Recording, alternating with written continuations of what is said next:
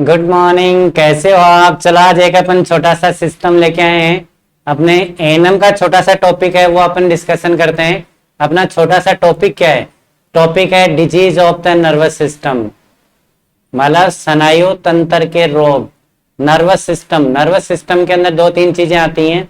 Nervous system का सबसे पहले तो अपना आता है ब्रेन। ब्रेन या दिमाग।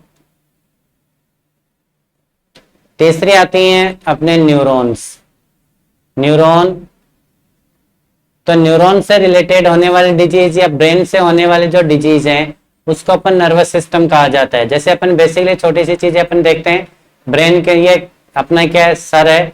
ये जो हेड है इसके अंदर क्या सिचुएटेड होता है, यहाँ पे ब्रेन लिखा होता है। ब्रेन ब्रेन या दिमाग लिखा होता है। ब्रेन के अपन अपन स्टडी करी थी।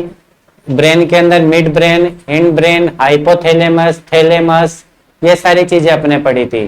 तो इसके अंदर जो न्यूरॉन्स हैं, इसके सेकंड चीज आती है न्यूरॉन।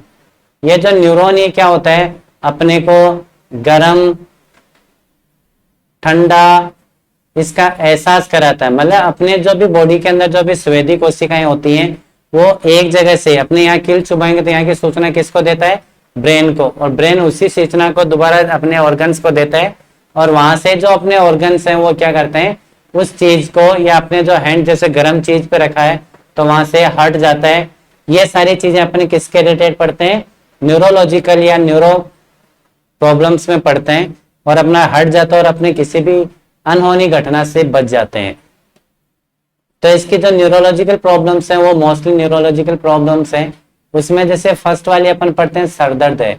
जैसे अपन बात करें सर दर्द हेडेक की, तो हेडेक बहुत प्रकार के होते हैं। जैसे बेसिक एएनएम के कोर्स के हिसाब से बात करें तो हेडेक है दो प्रकार के होते हैं। एक तो होता है माइग्रेन होता है, माइग्रेन, और एक होता है tensive headache. Tensive headache. Migraine के अंदर क्या होता है कि अपने जैसे अपन जगह रूड़ा चढ़ता है, इसके अंदर मोस्टली क्या होता है, जितने धूप में जाते हैं तो ये सर दर्द होता है। और इसके अंदर ये क्या होता है, किसी भी कंडीशन को लेके सर दर्द हो सकता है। और ये मोस्टली किसी रिपीटिंग टाइम या फिक्स टाइम के बाद अगेन अगेन रिपीट होता है। इसको अपन माइग्रेन कहा जाता है। टेंसिव हेडेक में मोस्टली क्या होता है, सर बीच में से दुखता रहता है, उसको टेंसिव हेडेक कहा जाता है। या इसको टेंशन हेडेक भी कहा जाता है कई बार। अगर कोई चिंता या एंजाइटी की वजह से अगर हेडेक हुआ हो तो उसको टेंशन हेडेक कहा जाता है। माइग्रेन है मोस्टली धूप की वजह से, जैसे जितना तेज धूप होएगी तो इसका माइग्रेन का लेवल क्या बढ़ेगा। तो इसके मोस्टली क्या होता है, अपन जैसे सिम्टम्स की बात करें, पेन हो सकता है, वॉमिटिंग हो सकती है, जी घबराना हो सकता है, और कई बार क्या हो सकता है, अपनी हार्ट रेट है या जो धड़कन है, हार्ट रेट या ऐसे बोलते हैं धड़कन भी बढ़ सकती हैं। ये सारी चीजें किस में होती हैं, एक हेडेक में हो सकती हैं। और मोस्टली इसका जो ट्रीटमेंट की अपन बात करें तो ट्रीटमेंट की बात करें तो वो होता है एमिट्रिप्टिलिन है, मेडिसिन है वो दी जा सकती है मोस्टली 1/2 या 10 mg ओडी। प्रोपेनोल है, प्रोप्रेनोलोल है, वो दे सकते हैं 1/2 टेबलेट मॉर्निंग या 1 टेबलेट भी कर सकते हैं 40 mg। और नेप्रोक्स आती है, नेप्रोक्स उसको भी 500 mg आती है। तो उसको जैसे हार्ट ये जो हेडेक होने वाला स्टार्ट हो या दर्द स्टार्ट हो उसके पहले अपन दी जाती है। तो ये एक छोटा सा टॉपिक था अपने सर दर्द या हेडेक जिसको अपन कहते हैं। नेक्स्ट सेकंड टाइप की इसके अंदर जो डिजीज है उसकी अगर अपन बात करें तो वो अपने कौन सी है,